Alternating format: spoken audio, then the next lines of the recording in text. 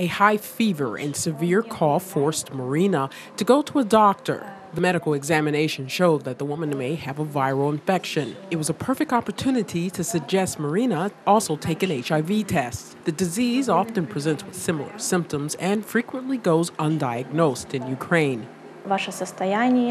Your health condition, in order to treat you successfully, it's absolutely necessary to take this test. Do you have any objections?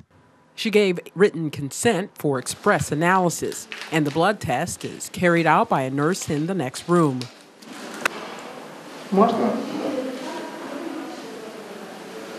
Marina received her test results in just a few minutes. Fortunately, the virus was not detected.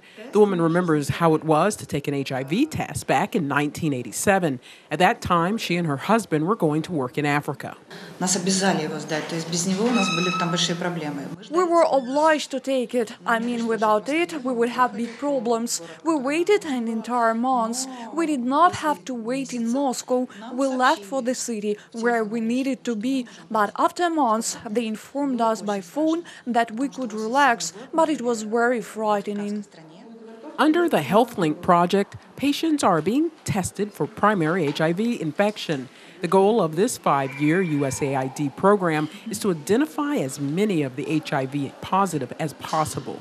Previously, testing was carried out only by specially designated centers and public organizations. But this year, 220 medical facilities and 3,500 physicians have joined the initiative. We have been taught to carry out tests on our own. The indications for HIV tests were discussed, and we all were given the patient pathway. That is what we should do if the test is positive.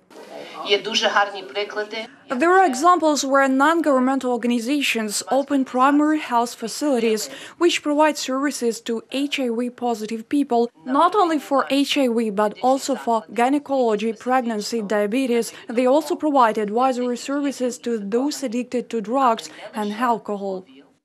According to the Ministry of Health, 237,000 HIV-positive people live in Ukraine.